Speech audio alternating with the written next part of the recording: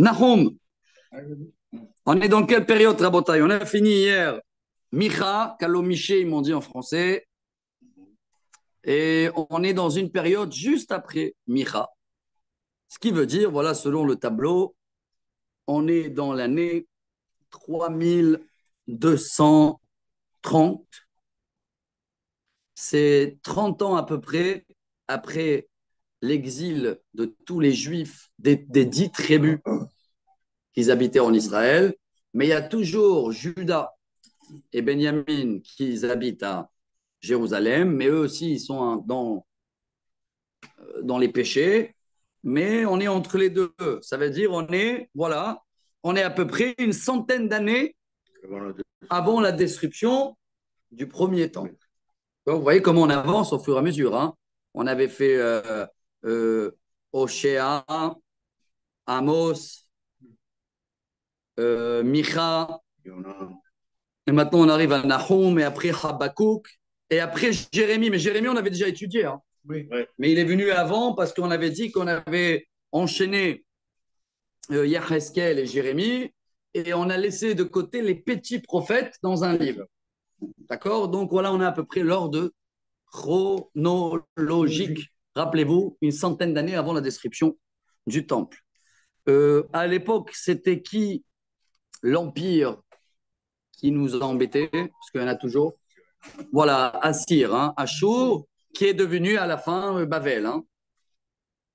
D'accord? Parce que c'est les Babyloniens qui ont détruit le premier temple.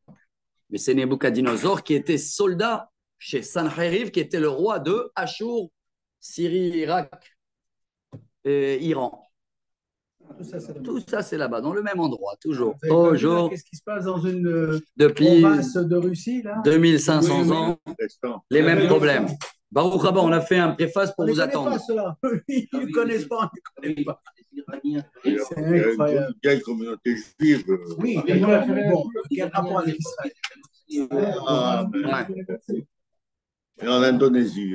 Rabotai, Nahum, on n'a pas de détails. Dès que c'est possible de la sortir, cette année, il la sort. Alors, il y a deux avis, chers amis, je vous fais la préface importante, même si ça nous met du temps, même si on ne finit pas aujourd'hui, au moins qu'on se rappelle toute notre vie, je ne sais pas combien de fois dans votre vie, vous avez étudié Nahum. Alors, comme c'est la première fois pour certains de nous, au moins qu'on se rappelle à vie ce qu'il dit Nahum, alors on prend un peu le temps pour faire la préface. On a compris le timing? Donc, il est à peu près une centaine d'années avant la description de Jérusalem. Bravo. Il est où, Nahum? Est-ce qu'il fait partie des 10 tribus qui ont été déjà exilées, donc en Babylonie ou en Assyrie, là? Ou est-ce qu'il est resté à Jérusalem? Deux avis. On n'a pas de preuves parce qu'il va parler des deux. Mais on ne sait pas où il était. Apparemment, il y a une ville qu'elle s'appelle Al-Kouchi, Al-Kouch, et les gens, ils ne savent pas si c'est une ville. Les gens, il y a deux avis. Est-ce que c'est une ville en Achour ou est-ce que c'est une ville en principe, c'est les Noirs. À Jérusalem, Al-Kouchi? Je ne sais pas. En tous les cas, le roi à l'époque était Ménaché. Ouah, vous avez entendu parler de Ménaché. Oui. Quand on avait étudié les rois, on l'a appelé le roi tunisien parce que c'est le plus long. 55 ans qu'il était roi et qu'il a fait tous les péchés qui existent dans le catalogue, voire plus, mais il a fait tchouva à la fin de sa vie. À la fin de sa vie, il a fait teshuva. Et ça, c'était donc le roi Ménaché. Et on est un petit peu après le dernier roi d'Israël, parce qu'en Israël, ça s'est terminé avec Hoshea ben Ela. Il n'y a plus de roi en Israël, ils sont exilés. Donc, le seul roi qu'il y a, c'est Ménaché, qui était le fils de Chizkiyahu. Chizkiyahu était un bon roi. Il a fait beaucoup de bonnes choses, mais son fils, vous vous rappelez l'histoire que Chizkiyahu, il ne voulait pas avoir des enfants. Oui. Parce qu'il avait vu que dans le roi Hakodesh, qu'il va avoir un fils qui va faire tous les péchés, que Dieu, il a dit, ne te mêle pas de mes comptes. Avec le prophète qui est venu chez lui et qui s'est marié avec la fille du prophète. Pas Nathan, c'était...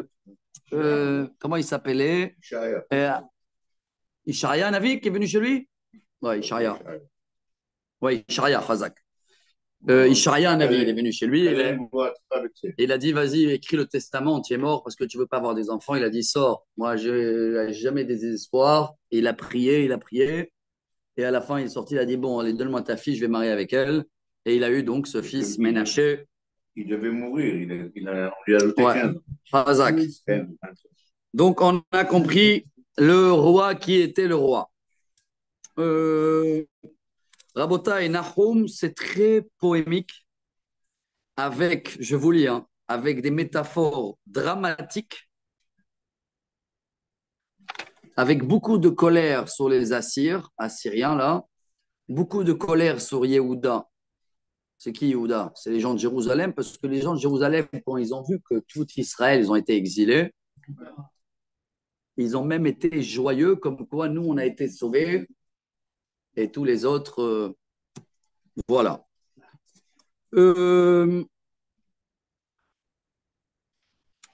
Voilà ce qu'on va avoir dans la liste, Rabotai. On va avoir plein des animaux, il dit ici.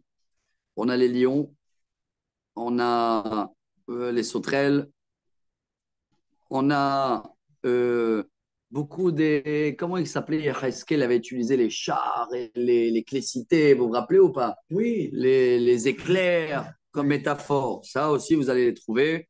Vous allez trouver aussi des fruits, comme nous on connaît, on a la figue, on a le raisin. Donc, tous ces métaphores-là qu'ils utilisaient à l'époque, les prophètes, vous allez les trouver aussi à Nahum. Voilà, Rabotai, la petite préface. Et maintenant, on va démarrer avec la capitale de la Syrie de l'époque, Achour, c'est Nineveh. Vous vous rappelez de Nineveh? Bravo. Maintenant, Nineveh, elle a été déjà sauvée à l'époque de Yona. Yona. C'est Ninive, non? Nénive, bravo. Ouais. Yona, on l'avait étudié ensemble. Ouais. Yona, il a sauvé Nénive. Yona, c'est quelle période? Heureusement, tu m'as eu à le tableau aujourd'hui. Hein. Yona, il est décédé dans l'année 3120. Et là, on est dans l'année 3220, 230. Donc, à peu près une centaine d'années, 110 ans après Yona, la ville de Nénive, elle est rop. À l'époque, elle avait fait Tchouba, c'était waouh, et elle a tourné. Maintenant, ne faisait pas comme si vous êtes choqués. Hein. Nous, on tournait avec moins de temps que ça, nous. Hein. Au Jérusalem, elle tournait tous les 40 ans, des fois, tous les 50 ans. Voilà. Massa Ninve. Je commence, Rabotai, Nahum, chapitre 1, verset 1. Sefer Hazon, Nahum El Koshi. Voilà la prophétie sur Nénive.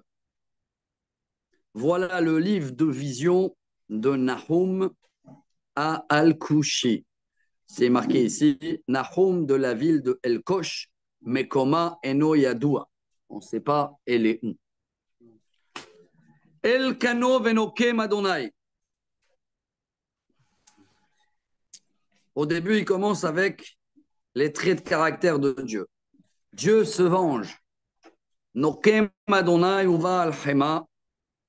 Dieu, quand il se venge, eh ben, il y a une colère que on n'arrive pas à voir à ce moment-là l'abondance de Dieu. Nokem Adonai letzarav venoteru leoivav. Dieu se venge pour ses ennemis, si vous voulez, et il garde de la rancune à ses ennemis. C'est quoi la différence des deux ennemis? Il y a des ennemis qu'ils tournent la page dans l'histoire et ils s'effacent.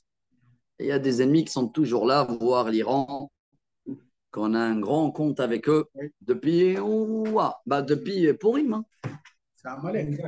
Depuis 2500 ans, on a un... Donc Dieu, eux, il leur prépare ils gardent une rancune pour avoir une vengeance. Amen, qu'elle va arriver aujourd'hui. Elle se rapproche tous les jours. On a la possibilité. Hein. On a la possibilité. Mais maintenant, avec cela. Si Dieu veut, on a la patience. Regardez ce qu'il va dire là. Par rapport au peuple juif, Adonai Erechapaim Ugdol Koach. Il dit ici dans les commentaires, pour son peuple Israël, Dieu, il a Un grand nez, quand on dit un grand nez, ça veut dire quoi? Il retient sa colère, donc il a de la patience. Erechapaim en hébreu, c'est patience. Gedol Koach, une grande force qui nous prévoit pour aujourd'hui. Venake lo yenake. C'est quoi Venake lo yenake? Ouais, Il reprend le terme de. Oui, il reprend la même phrase de Moshe Rabbeinu. Ouais. C'est quoi Venake lo yenake? Voilà, Nake, ça vient de mon ménage, les nakot. Donc, même si Dieu il va les punir, il ne les a pas encore nettoyés de la carte. Attention, il y a une grosse partie qui sont nettoyés de la carte. Hein. Mais il y a toujours des ennemis que Dieu il attend avec eux pour faire le compte final. Tu me demandes pourquoi il ne les a pas nettoyés avant? Bah, ils sont là pour qui? Le bâton, pour nous, bravo. Voilà, parce qu'on a taché le sol, alors il faut faire le ménage. Donc, il faut toujours garder la Saint-Pierre. Hein. Il y a la serpillère, elle est là, la serpillère, je ne sais pas comment ça s'appelle. Et quand ça ne va pas, on a un ménage, mais à la fin, on va faire du deck. Adonai besoufa ou beseara darko. Quand Dieu va faire sa vengeance avec ses ennemis, ça va être avec des tempêtes et du grand bruit. Va'anan avak raglav.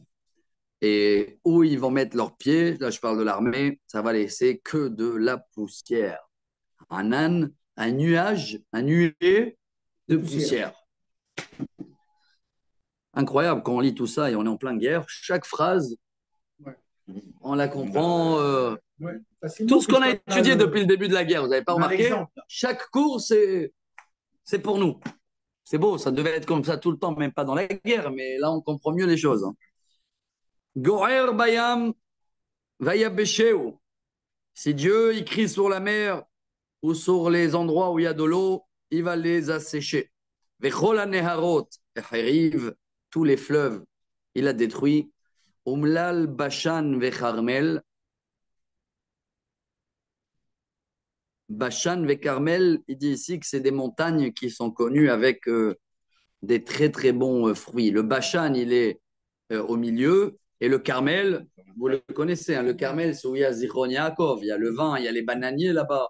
C'est un endroit qui est très fleuri. Mais si Dieu il se met en colère, et ça, je crois qu'on a traversé ça pendant les 2000 ans où il y avait ici les autres, là-bas, il n'y avait ni des bananes ni des vignes. Hein. Le premier à mettre des vignes là-bas, c'est Rothschild, il y a une centaine et quelques d'années. Au Perach Levanon, Umlal. Perach Levanon, je ne sais pas si ça veut dire le Liban, mais ça veut dire le fleur. Le Liban, c'est un très beau pays. Hein. On avait parlé, c'était un très beau. Voilà, la fleur de Liban, elle a fané. Il disait que c'était l'Europe du Moyen-Orient. C'est la Suisse. Razak. Et apparemment, ils aiment bien vivre sur le passé. Ils ont langui leur passé. Peut-être qu'ils ont prévu de les remettre en arrière, 50 ans en arrière, s'ils vont bouger encore le nez. Ça, on verra là, de ce qui prévoit Dieu. Mais l'autre, qui ne dort pas encore là-bas dans son bunker. Là, hein. Bien sûr qu'il dort. Là, sera là. Bien sûr. Avec son chapeau. Ils ne s'attendaient pas qu'il va y avoir. Les Américains, les Américains, ils ne s'attendaient pas à ça. Leur machin, il a été tout faux. Mais personne ne dit qu'il peut rentrer dans ces têtes de ceux-là. C'est des criminels. Tu ne peux pas savoir.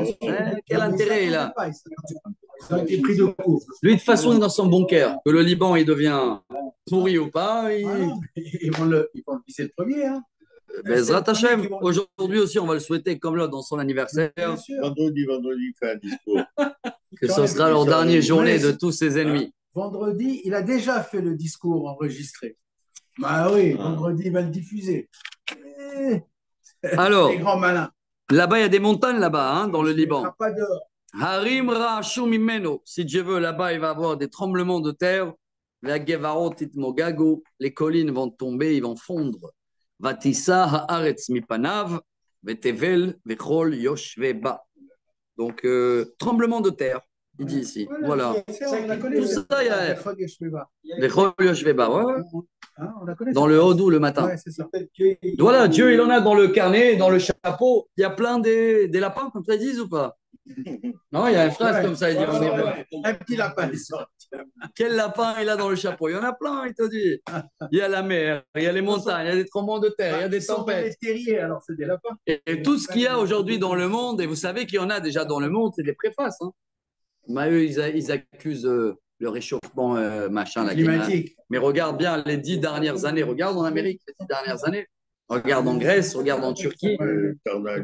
Tout, des tornades, des cyclones, des incendies. Partout. Hein. Les premiers à les sauver, ça a été les Israël. Voilà. Les fnezamo, miyamod. Quand Dieu il se met en colère, personne ne peut tenir debout. Quand sa colère elle sort du nez, c'est comme du feu. Tsurim, nitetsu, nitsu, mimenu. Tsurim. Tsur, c'est le Liban aussi. Hein? Ah ouais. Alors, tout cela, ils vont fondre dans la colère de Dieu. Bon, c'est pas mal les surprises qui sont prévues pour eux. Hein? Tov Adonai ilemaos beyom tsara. C'est beau. Ça rappelle, il y a des fois des phrases qui rappellent un peu les Teilim. Hein. Nahum, il connaissait le Teilim. Hein. Il vient après le roi David. Donc là, il y a une phrase qui revient dans le Teilim, à peu près les mêmes phrases, dans le 119. Dieu est bien. Les maros beyom tsara veyodea bo. Ça veut dire, regardez, je vous lis la traduction. Quand il y a un moment de décret dans le peuple juif, et nous, on sait que ça vient de lui, alors voilà, il y a sur qui faire, il y a sur qui s'appuyer. C'est vrai qu'en ce moment, je suis en train d'écouter, de préparer aussi un cours et tout, parce que on a beaucoup de questions sur le 7 octobre. Hein. Des questions sans réponse aussi là. Comment Dieu, la surveillance. Nous, on a des petites questions à l'intérieur qu'il faut chercher. Je ne vais pas dire des réponses à ces questions, mais au moins que nous, on comprend que quand tu écoutes même les femmes ou les choses qui disent.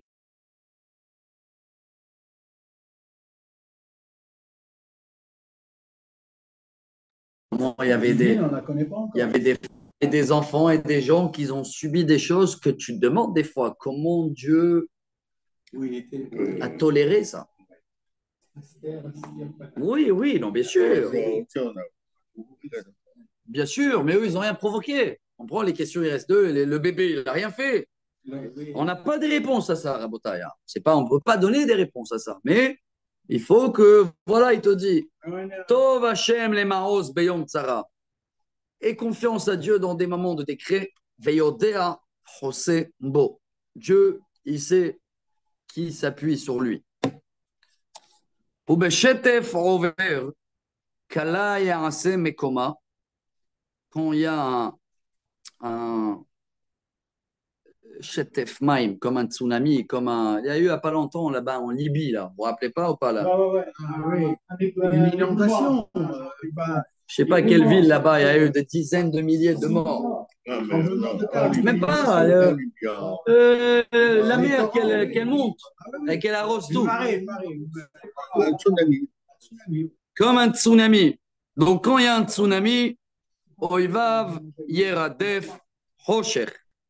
Les ennemis de Dieu, ils vont entrer dans l'obscurité. Ça me fait pas rire, mais je me rappelle que là-bas, en Tripoli, en Libye, quelques jours avant cette inondation là énorme, qu'elle a rasé des quartiers entiers, ils ont fait une manifestation contre Israël. Tu te rappelles ou pas? La mort à Israël. Ouais. Une semaine après. Il y avait un ministre qui a parlé bien avec Israël et tout ça, et ben ils l'ont massacré. Une ministre, une femme, elle a parlé bien, tout un et voilà, le lendemain. Matarchevon et l'Adonai. Vous ne pouvez pas être les comptables du bon Dieu. J'adore cette phrase. Matarchevon. Arrêtez, nous tous, on doit arrêter de penser ce qu'il va faire Dieu.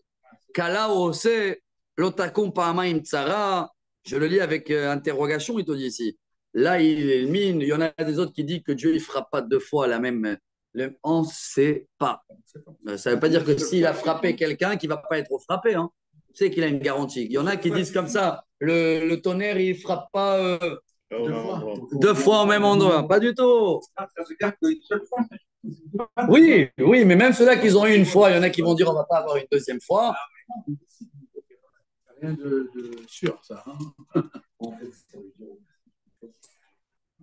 Ad ki sirim sevuchim uchsoavam sevuim. Quel langage ici en hébreu.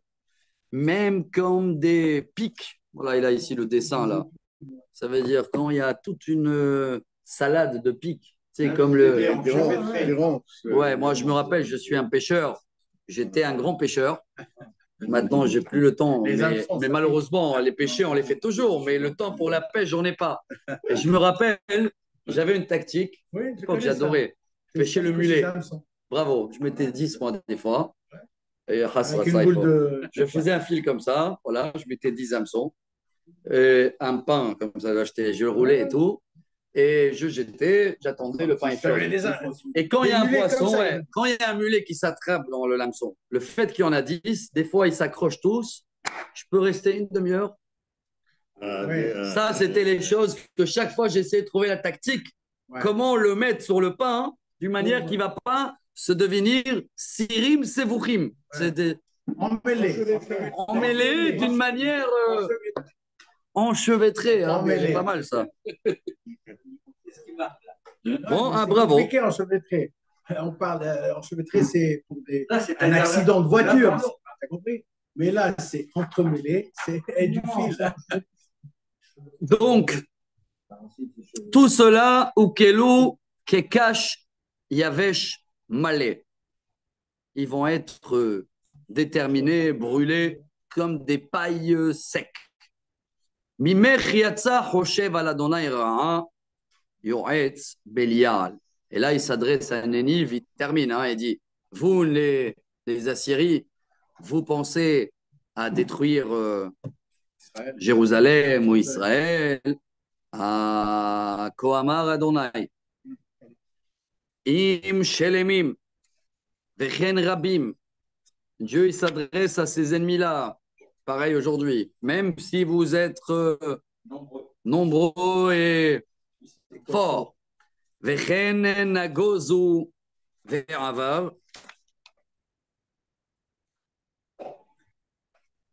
Vous allez être rasé, comme ça il dit, récolté, fauché. Le blé. Il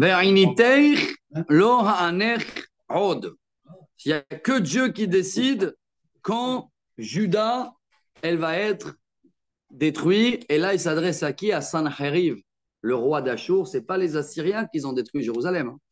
Eux, ils ont été éliminés complètement. Ils sont venus avec les 185 000 générales. Et justement, la prophétie, elle est sur eux, qui dit Nahum, que ce n'est pas encore le moment.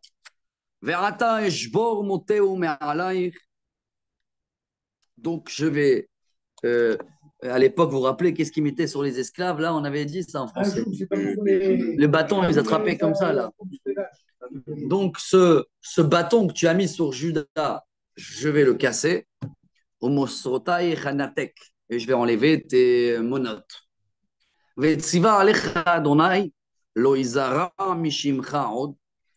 Et donc Dieu il décide que c'est fini les Assyries. Ils vont disparaître. Ils ont disparu après. Mibet Elohecha achrit pesel umasecha asim kivrecha ki kalota. Et avec tous tes idolâtres, je vais tous les détruire.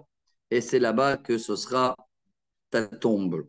Donc regardez, ça confirme comme quoi ces ennemis-là de l'époque, Dieu il s'est vengé avec eux, mais il ne les a pas balayés. Ça veut dire que tout de suite après, c'est les Babyloniens qui sont venus et qu'ils ont conquéri les mêmes terrains, mais qu'ils avaient un nouveau idolâtre, nouveau système. Mais en tous les cas, voilà le premier chapitre de Nahum. Ce n'est pas toi, Sancheriv, qui va détruire Jérusalem.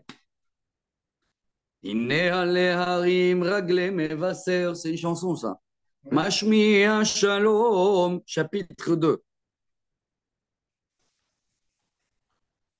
Maintenant, il continue à parler sur le knockout qu'ils vont avoir les Assyriens. Et donc, il va parler peut-être de ce grand miracle. Rappelez-vous, on avait raconté ça dans l'époque bah, quand on avait étudié Hiskiyahu, le roi Hiskiyahu, vous vous rappelez dans le livre Melachim, on a raconté la même histoire, mais c'était avec les yeux du roi. Il a raconté que quand ils sont levés le matin et qu'ils ont vu ces 185 000 généraux autour de la ville de Jérusalem, morts, ouais, mais avant de les voir morts, quand ils sont arrivés, ils ont tous crié. Et ils ont fait le siège. Et eux, avant, Hiskiyahu, il a dit tout le monde, les enfants, tous, vous allez prier, 3 jours de jeûne. Et après, quand ils sont levés, ils ont vu ce grand miracle. On l'avait étudié tout ça. Mais quand on l'avait étudié, c'était le livre qu'il avait écrit, le roi de Jérusalem. Là, on est en train de raconter la même histoire avant l'histoire. Le prophète Nahum, il prévient les Assyriens qui vont avoir un coup. Maintenant, vous me demandez, est-ce que Nahum et Hiskiyahu étaient en contact? Apparemment, selon ce qu'on a vu dans la préface, pas forcément. C'est possible que Nahum, il était en Babylonie. Hein. C'est possible qu'il était déjà exilé. Il était là-bas avec les Juifs qui ont été exilés avant. Par qui? Ils sont dans la même période. Ils sont dans la même période. Ils racontent la même histoire. Ils n'avaient pas de téléphone. Hein. Lui, il est prophète. Il est en train de dire dans le premier et le deuxième chapitre, vous inquiétez pas, Jérusalem, vous allez être sauvés parce que n'oubliez pas que Hiskiyahu est un bon roi. Après, on va passer à Ménaché. Donc, lui, il a vécu les deux. Hein. Il a vécu Hiskiyahu. Et après, la suite avec Ménaché. Mais n'oubliez pas que même après Ménaché, Jérusalem n'est pas encore détruite. Hein. Après Ménaché, on a eu encore 6-7 rois, hein, jusqu'à le dernier Tzidkiyahu. Bon, deuxième chapitre. Iné ale harim, raglé mevaser. Allez monter les pieds de ceux-là qui annoncent des bonnes nouvelles et des nouvelles de paix. Alors, allez monter sur les montagnes. À l'époque, c'était comme ça qu'on annonce. Hein. Dans chaque montagne, il y avait quelqu'un qui montait avec un drapeau ou la nuit avec des phares, là, comment ça s'appelle, des torches. Allez danser, Hagi Yehuda, Hagaïr, va faire tes fêtes, Judas, Shalmin et Daraïr, amène tes vœux, amène tes sacrifices, Kilo Yosif, Od la Avor Bach Belial, Kulo Nichrat. Ne t'inquiète pas, celui-là, là, le méchant assyrien, il va être Khlet, Nichrat. Allah mefitz al panaïr. Alors là, c'est un ping-pong apparemment. Hein. Une phrase pour Judas, une phrase pour Nénive et les Assyries là. Allah mefitz al panaïr. C'est quoi mefitz? Mefitz, c'est comme un épée, un marteau. Un marteau arrive sur ton visage. Une hache. Natsor. Metsura, ça veut dire ne bouge pas, ne fais pas un siège. Tzapeh derech hazek motnaim. Regardez bien le chemin. Attache ta ceinture. Ametz koach meod. Et même si vous allez s'entraîner et vous allez venir avec une grande puissance d'armée, et il revient maintenant. Kishav Adonai et Geon Yaakov, ki Geon Israël. Dieu il a décidé que le peuple d'Israël il est en Teshuvah, donc il ne va rien avoir. Ki bekakum bokekim. Waouh, ça vient du mot bakbouk. C'est quoi bakbouk? Ils vont vous boucher. Kak, bakbouk. Là, on a fait Tchouva. Il y a eu la gauche qui a fait Tchouva. Ouais. Hazak, ouais, si tu parles, si tu actualises aujourd'hui, Baruch Hashem, c'est des bonnes nouvelles. Exactement. Ouais, il y a plusieurs perouchim sur Mafitz. Là. Ici, il dit que les Milchama.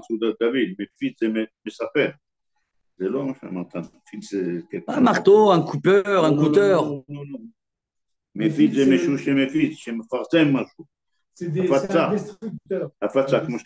Voilà, il y a deux commentaires. Hazak. Alors, selon le premier, Mafitz, c'est le marteau. Le deuxième, c'est quelqu'un qui va diffuser. Alors, allez diffuser le message comme quoi, même si vous allez serrer la ceinture et s'entraîner, ça ne va pas marcher. Pourquoi?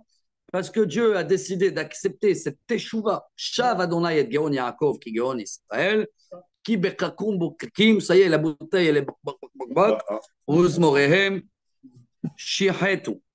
Là, ils ont déjà payé parce que ils n'ont pas, apparemment, très beau ici, dit, comme les Assyriens, là, les Assyries, ils ont exilé les 10 tribus et ils ont ruiné Israël. Et ils ont coupé tous les vignes du Carmel et ils ont tout séché et qu'ils ont enlevé la Parnassa et qu'ils ont détruit la terre d'Israël sans toucher à Jérusalem. Alors là, ils annoncent que maintenant, quand vous allez venir à Jérusalem, c'est votre punition. Vous avez touché Israël, vous avez séché les vignes et les machins. Khlet. Magen Giboré ou Me'adam. Anshe Haïl Metulaim. Alors là, il est en train de raconter de sa vision. Je pense que selon ce que je lis jusqu'à maintenant, j'ai l'impression que Nahum, il était plus là-bas. Hein, parce qu'il raconte les préparations des guerres là-bas chez eux dans le pays. Il dit. Tout le monde y met les. Comment on appelle ça? La protection, là, les gilets pare-balles de l'époque. Anshe Haïl Metulaim. Il disait qu'il avait en couleur rouge, il mettait les. Ils avaient comme des écailles, là. Comment ça s'appelle ça Vous voyez lesquels? Comme ils avaient les Français médiéval, là, un peu dans les cavaliers, là. Les armures. Ouais, ouais. Les côtes de maille. Côtes de maille. Ah oui, voilà. Razak. Donc, il est coloré en couleur rouge, on dirait des vers, des serpents. Et il raconte comment il se préparait. Les bouchers qui mettent des gants, côtes de maille. Razak. Oui, oui, les pêcheurs. Non, même les pêcheurs aussi, les bouchers aussi. Les pêcheurs, quand ils vont tirer les poissons des trous. Be'esh peladot arechev. Beyom achino. Oh, ils avaient des tanks à l'époque. Hein. Il dit des chars en métal. Rabotai, regardez quelque chose de nouveau. C'est la première et la seule fois dans la Bible qu'il y a le mot plada. C'est quoi plada? Avec quoi il est fait le tank? Avec le barzel. Oui, mais plada, c'est pas pareil, non? C'est quoi plada? C'est plus fort que le fer. Platine. L'acier. Platine. Non, platine. plada. Je ne sais pas comment traduire en français. Non. Les tanks qui sont faits, tank plada, c'est plus fort que le barzel. Il y a la fonte qui est beaucoup plus dure que le fer. Parce que le fer, il est lourd. Et il se casse. Il se casse plus facilement. Après, c'est pas. Ouais, d'accord. Mais... Je sais faire la différence. C'est la différence entre les deux. Ouais, même entre les trois. Les trois, c'est quoi? C'est le carbone, le pourcentage de carbone. La fonte, elle a 6%. Après, tu descends à 4%. Et après, encore à 1 tous les cas, c'est la seule fois, selon les commentaires, la seule fois dans la Bible qu'il y a ce mot plada. Donc, tu vois qu'ils utilisaient le métal, voilà, je ne sais pas quel métal, à l'époque pour préparer leurs chars. Donc, c'était une armée bien organisée. On est à 2200 ans en arrière. Ça existait à cette époque-là. Et il te dit même à la fin, vers Beroshim, Horalu. Ils avaient des lances avec du bois de broche, là, de cèdre, et les têtes, ils mettaient de poison. Dans la pointe, ils mettaient des poisons pour empoisonner tout le monde. Acier, plada. Voilà, de l'acier. Ouais. De l'acier. Eh bien, sidérurgie, qu'est-ce que c'est? L'acier. Sidérurgie. La sidérurgie, c'est un mélange de métal. Prendre le minerai de fer, le met dans un four, il devient liquide. On obtient de la fonte. C'est pas minerai. On l'affine. C'est un mélange. Tout cet ensemble-là, ça s'appelle la sidérurgie. Alors, Rabotai, regardez ce film. Et la métallurgie, c'est le travail du métal. Voilà. Waouh, c'est beau là. Il va raconter là sur 4-5 phrases comment ils se préparaient à la guerre à l'époque, comment ils étaient habillés les soldats, quelle ambiance il y avait dans les rues. Ça veut dire ils savaient qu'ils vont aller détruire Jérusalem. Hein. Ça veut dire ça allait. Regardez le film un petit peu. Ces Assyriens là, donc c'est les Babyloniens si vous voulez. Ils ont déjà exilé 90% des Juifs. Il restait quoi? Juda et Jérusalem. Après, ils sont retournés chez eux.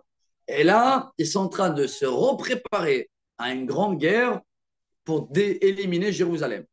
Nous, on connaît l'histoire qu'ils sont arrivés jusqu'à la porte de Jérusalem et ils sont tous morts avec une épidémie incroyable. Et là, ils nous racontent comment jusqu'à aujourd'hui, on a toujours les mêmes. Il y a des ennemis qui se préparent tous leurs armes, toutes leurs choses, contre nous. Mais pas que. Et leur Hezbollah, ils ne se préparent pas. Et l'Iranien, il ne se prépare pas. Tout le monde se prépare, mais depuis des années, à nous détruire. Des années, des armes. Regarde, il te dit. 12 000 roquettes. Regarde, on dirait les films que vous avez tous reçus. Hein.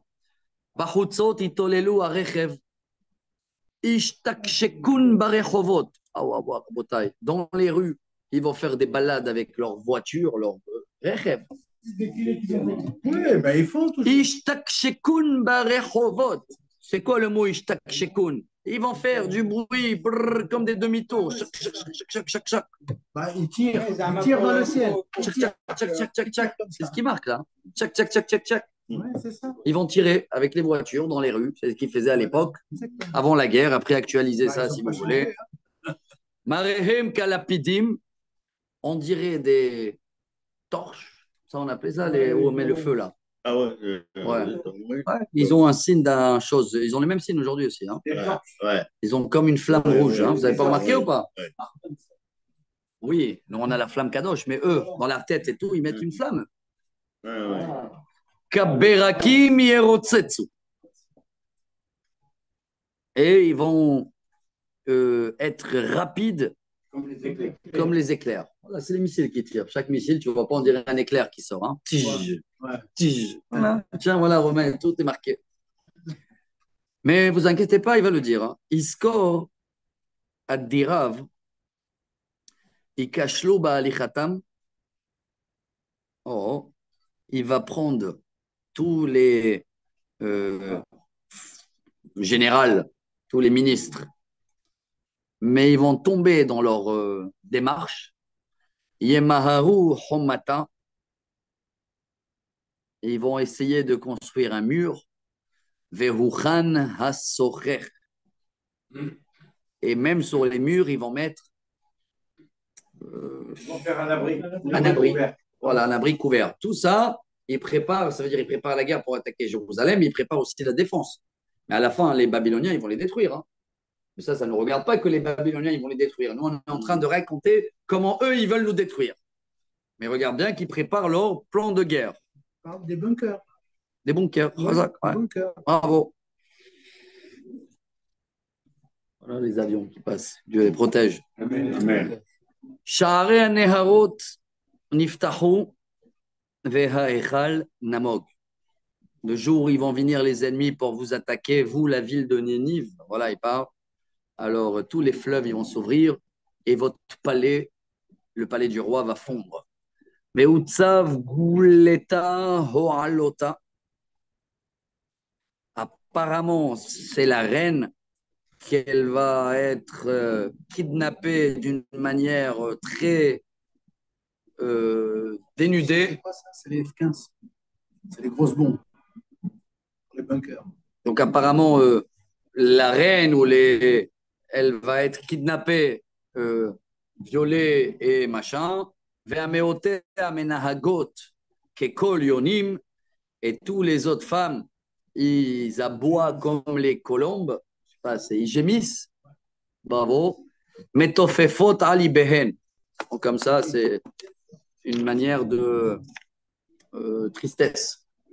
Veninve ki brechat maim mimehi.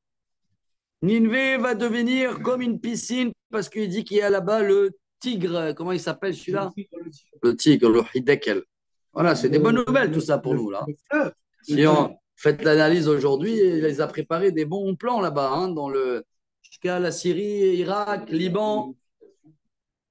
Voilà, ça va se faire tout seul là-bas, des tremblements de terre, des arrosements, je ne sais pas comment. Ah, peut-être avec une bombe atomique aussi, hein, savoir. Hein. Une bombe atomique, elle peut faire un tsunami aussi, non? Tout est possible, non? Il suffit qu'elle tombe dans la mer. Si Dieu veut. Il y a des belles surprises, Rabotai. Vehem anassim, aimdu amodu, ve'en mafne. Et ils vont tous se sauver. Et voilà. personne va tenir.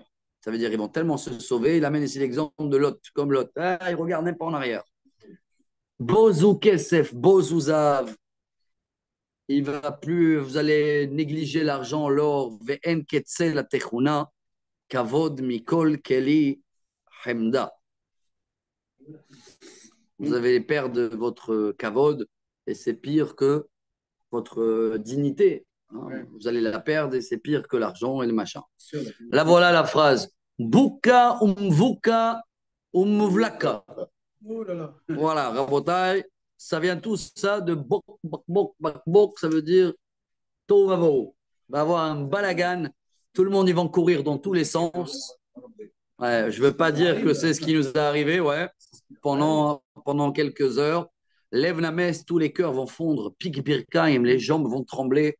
Hal hala bechol motnaim, la crainte, le mchawef dans tous les cœurs. Au pne kulam kibetsu farour. Et le visage de tout le monde comme une keila cramée. Quand je dis une keila, il ne dit pas keila, il dit une marmite brûlée. Et nous, on mangera la keila tranquillement. Non, la bonne. Aïe, aïe, aïe, aïe, aïe, aïe, aïe. Je ne sais pas maintenant s'il parle que de Nénive ou si aussi il parle de nous. Mais on termine ce chapitre et il va dire comme ça. Aïe, Meron Arayot, aïe, aïe, aïe. C'est ça la cage de Lyon, pays de Lyon, c'est ça. On mireau la Kefirim, un endroit où il y avait tous les lionçons. Asheralach Ariel, la Visham, Gour Ariel, Ve'en Maharid. En grand, il est où le lion? Il est où ce pays très grandiose quand il va avoir le coup? Ariel Toref Bede Gorotav, Umhanek Leleviotav. Il dit ce lion est devenu un lion blessé. Un lion blessé. Étranglé, bravo. Vaimale Teref Horav, Omeronotav, Terefa. Ah, donc quand ils vont avoir ce coup-là, les Assyries, ils vont être très énervés. Et Neni et là, ils ont fini le dernier. Neum Adonai Tsevaot. Peut-être même le dernier après, on va voir. Donc voilà le message au nom de Dieu. Tous tes chars et tes tanks vont brûler. Tous tes lions vont manger de l'épée.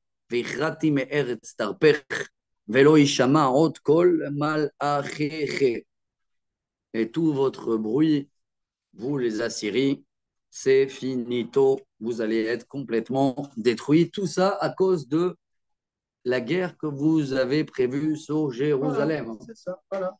Parce que dans toute cette guerre, Sancherib, il est resté tout seul.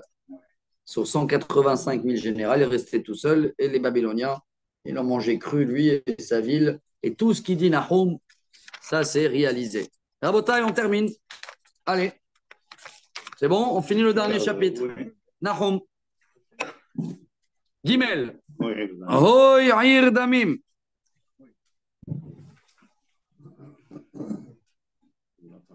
Aïe, aïe, aïe. Toi, Nénive, tu vas être une ville de sang. Kula kahash perek melea lo yamish taref. Aïe, aïe, aïe, regarde ce qu'il dit ici. Perek, Hamas, Shod Nirdaf. Tout le monde va voler, tout le monde va violer, tout le monde, ils vont faire n'importe quoi. Kol Shod, Kol Ra, Shofan, Sous Doher, Merkava, Merakeda. Va avoir des bruits moi je vais dire pistolets, mais des bruits de partout, des bombes, des chars, des chevaux, des cavaliers qui vont danser un peu partout. Parash Ma'ale Velav Herev, Boak Hanit, Verov Halal, Vekovet Pager, Venket Selagvia, Ikashelo Bigviatan. Des gens qui sont morts par l'épée, des gens qui sont morts par le feu, des gens qui sont morts par le tremblement de terre. Bref, tu marches partout que sur des cadavres. Voilà. Il y a quelque chose d'incroyable qu'ils ont trouvé dans un papyrus qui se trouve dans un musée le palais de Ashur-Netzapal, donc un des rois assyriens, hein, qui raconte cette guerre que les Babylonies, ils les ont mis un knock-out et que ce jour-là, les Assyries, ça a disparu hein, sur terre. Tout ça parce qu'ils sont venus sur Jérusalem. Merov Zenouné Zona, tellement vous avez fait d'adultère, Tovatren Baalat Keshafim, il dit ici qu'ils étaient remplis des sorcelleries. Hamocheret Goim Biznunea ou Mishpachot Bi Chafea. Alors voilà, là, maintenant dans ce dernier chapitre, il le met les doigts aussi à Achour. Pourquoi il a mérité d'être éliminé? Hein, n'oubliez pas, hein. Chaque pays qui veut notre mal à nous, d'accord, il va être puni, mais lui aussi, il faut qu'il fait du mal. On est d'accord ou pas? Alors il dit, vous avez eu de l'adultère, vous avez eu de la sorcellerie. Voilà le message au nom de Dieu. Je vais te lever, c'est comme si tu dis lever tes vêtements. Hein. Je te lève la robe. Je vais te, comment on appelle ça, déshabiller dans la métaphore. Hein. Mettre à nu, et tout le monde, ils vont voir ta honte. Et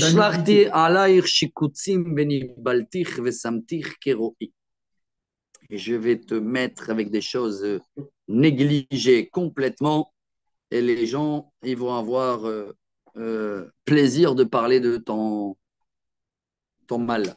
Tout le monde, il se sauve de toi, de la ville de Nénive.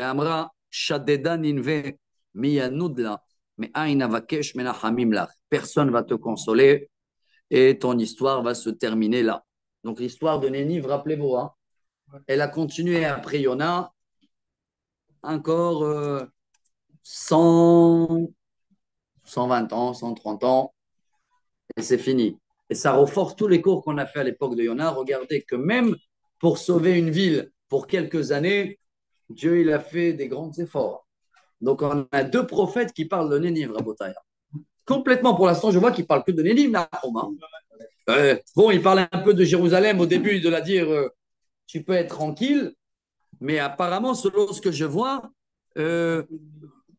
comme il y a deux versions, j'ai l'impression plus qu'il était il était là-bas, en Assyrie. Hein. S'il raconte tout ce qu'il voyait dans les rues, les chars, les machins et tout ça, c'est qu'il était là-bas. Amon, Hayoshva Bayori Maim Savivla, Asher Heliam, Miyam, Chovata. Il le dit, est-ce que tu es mieux de Amon? C'est qui No Amon? C'est en Égypte.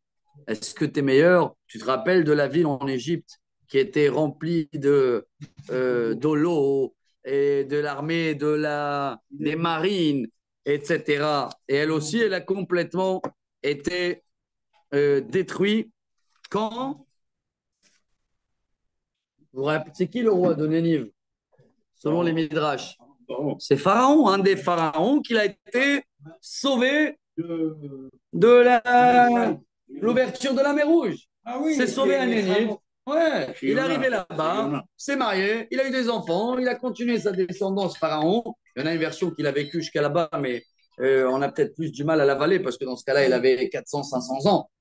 Mais c'est un pharaonique qu'il était là-bas et que Dieu, il a envoyé Yona pour le mettre dans la tchouva. Lui, il s'est mis dans la tchouva, mais après, à la fin, c'est pour ça qu'il le rappelle. Il lui dit, tu te rappelles l'Égypte,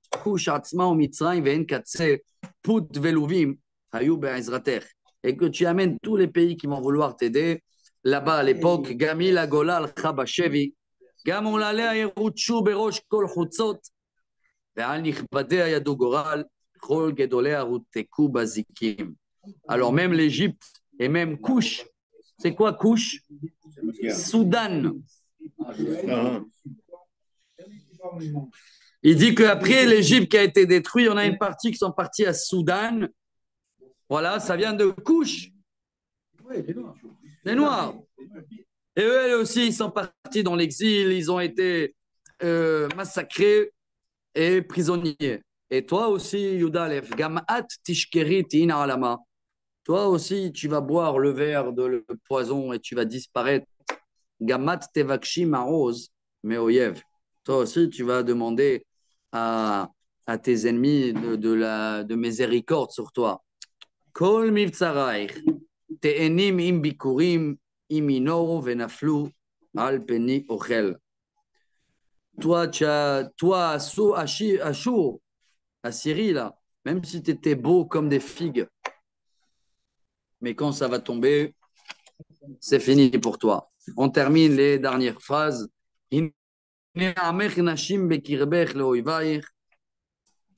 Tous les femmes, préparez-vous. Il y a deux versions ici. Ou vous allez être comme des femmes quand il va venir la guerre. Vous allez être mchaouef.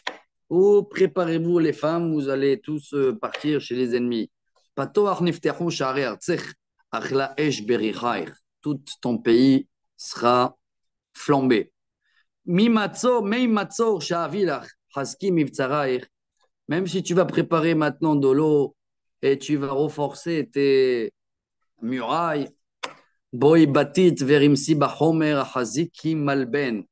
si tu vas refaire les pierres et tu vas tout ça, ça va être brûlé.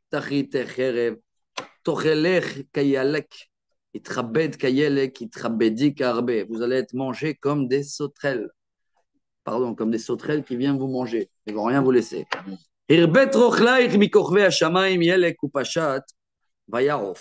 Même si Ninive était la ville, une des villes la plus grandes au monde, c'était la ville de tous les commerces. Tout le monde connaissait Ninive à l'époque.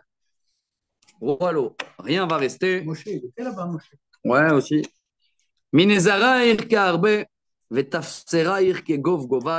Donc, il cite tous les noms de les familles de sauterelles qui vont les attaquer. Ils vous attendent dans les pays froids. Et là-bas, quand il commence à faire chaud, ils arrivent. Et on ne sait pas de quel côté ils vont arriver. Tu vas avoir un coup que tous tes ministres de l'armée vont être endormis ce jour-là. Tous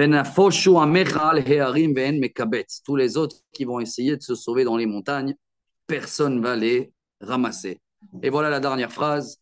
Il n'y a pas de médicament, il n'y a pas de remède à ton coup. Tous les gens autour de toi, que c'est soi-disant tes amis, ça va devenir tes ennemis. Qui a un mille, on avra rentra tamine. Parce que ton mal a déjà débordé le vase. Rabotai, résumé de Nahum, que c'est la première fois pour nous, et voilà, on l'a terminé en un coup. Apparemment, Nahum, c'est une prophétie très précise qu'elle parle à quel moment? Au moment du roi Hiskiaou, que tout Israël, ils ont été déjà exilés. Par qui? Par les Assyriens, et que les Assyriens, ils sont en train de préparer une guerre énorme sur Jérusalem. Et voilà, Nahum, il est à ce moment-là pour dire à les gens de Jérusalem, vous inquiétez pas. Et d'un autre côté, pour annoncer à les gens de Achour la catastrophe pour eux. Nous, maintenant qu'on connaît la fin de l'histoire, c'est ce qui s'est passé. La Syrie, après cette guerre-là, a disparu de la carte complètement. C'est les Babyloniens qui vont prendre la relève et qui vont disparaître aussi complètement. Après exactement 70 ans, ils ont détruit le temple. Après, ça va être qui? Les Perses. Voilà. Les Perses, ce n'est pas les mêmes d'aujourd'hui. Hein. C'est les mêmes racines, mais c'est... Les Perses, ils vont disparaître complètement dans l'époque des Grecs. Les Grecs, ils vont disparaître complètement dans l'époque des Romains. Après, tout ça, c'est pendant le deuxième temps. Et après l'époque des Romains, même les Romains, c'est parti. Ça fait 2000 ans, on est exilé. Il y a eu plein des nouvelles races qui n'existent pas aussi. Les Gaulois, les Byzantins, les Mameluks, les je ne sais pas qui. Et voilà, on arrive aujourd'hui à Israël qui est toujours là. Les ennemis sont toujours là. Mais quand on lit tout ça, si Dieu veut, on pourrait être tranquille que tout ce qu'ils ont comme plan va tomber sur eux. Baruch Adonai l'olam, amen ve amen.